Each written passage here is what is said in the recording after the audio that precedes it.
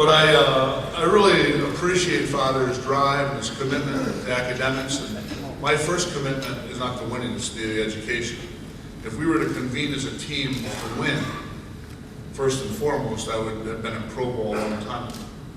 You know, I enjoy the fact that Andre Miller and the 11 guys that I've placed in the NBA, 11 all, have gotten a degree. You know, that means far more to me than any amount of monies that Keith Van Horn has made, or the number of assists Andre Miller's given out, or anything else that would be a basketball statistic. So I share with Father, you know, and I envy him, you know, at peace with himself and with his soul. I sometimes am searching myself for that. You know, I remember Father Kelly giving me the Divine Milieu, kind of interesting book, engaging somewhat in the Jesuit discernment process. You know, written by Teilhard de Chardin, and the French instructor here, pardon the pronunciation, but, you know, the book was interesting to me, the mental gymnastics of it, the Ignatian way in life, and I want that for my players. I hope that my players can run into, I don't know what the priest's name will be here, but the Kelly and Schlemmer and Biganowski and those kind of guys that I ran into in my life during the course of my career at Marquette, and then the great teachers I had, like Pruka and O'Reilly, and I remember all those guys, exciting and kind of an interest and a passion for me in education. Before going further, I want to say, you know, the juxtaposition of life, we need no disrespect or extend any insensitivity to the Josh Hancock situation. I feel so bad for the young man and his family, and I mean that sincerely. I've been there with players in that situation. And, you know, I'm a big baseball fan. I took Henry Aaron. Henry Aaron was my hero. I took Henry as my confirmation name. You know, as a priest went down the line, Michael, Tom, whatever, and then Henry was like, you know. But I love baseball, and I wanted to play it, and I really respect the Cardinals and La Russa. Ever since I read Men at Work by George Will, I have had a great fascination with managerial positions. And, you know, so with regard to the Hancock family, I mean, you know, he could seek solace in the fact that Father and others represent what really is, you know, the greater purpose of life. I want to thank my former players. Coaches don't win games, players win games. Somewhere back there, my players are there. They should actually really be front and center. But as I met them, I really enjoyed all of them. They tried so hard in a very difficult school that's academically challenging, you know, to be good students, and I appreciate that about them.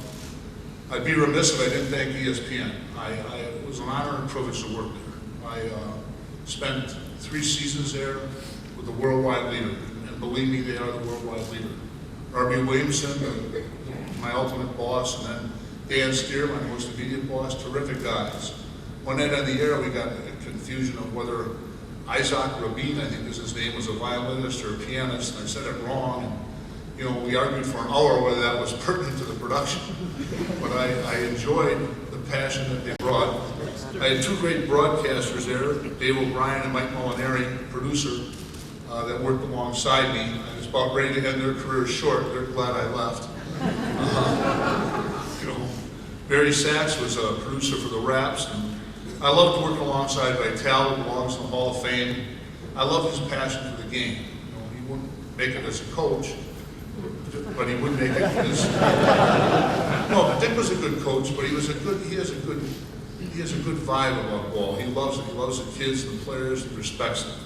You know, and then like you sit next to a guy. Many nights I sat next to Reese Davis, like this last spring, and we'd have those shows at 2 a.m. in the morning. They were like the West Coast specials after the NCAA tournaments, and Reese would want to go down to the cafeteria. We'd sit there until 4 in the morning just talking ball. You know, I loved ESPN, and I respect it, and you know, it was an honor to be there. I want to thank them. Brad Soderberg did a good job. He was a good coach. You know, he passes a baton to me, and I will one day to another. Brad's a very nice guy. And, you know, unfortunately, situations happen, and we all move on. You know, so, but I do want to acknowledge that the kids were, you know, on track academically, and they did a good job as a coach. You know, I want to thank the coaches I worked for. I worked alongside the great Alan Choir. What an honor and a privilege, you know. I really love Coach. I mean, I learned so much from him, and I think about him all the time. And it was just a tremendous experience to then work alongside Hank Raymond's, a former St. Louis. A lot of you remember him as Heine Raymond's, the old timers world, who was a terrific basketball mind. And really, you know, a man of the Newman by the Flumen, because he was the epitome of what the Jesuit life is all about. And Hank was a good guy. You know, it was a pleasure to sit there in 1977 and kind of be you know, I was a water boy really, and you know, win that national championship. Don Nelson, the great Don Nelson, worked for him alongside Del Harris, the best X&O guy in the game. Del Harris with the Mavericks. Nelly is a wonderful experience in pro ball. You know, I can't say enough about what I learned there.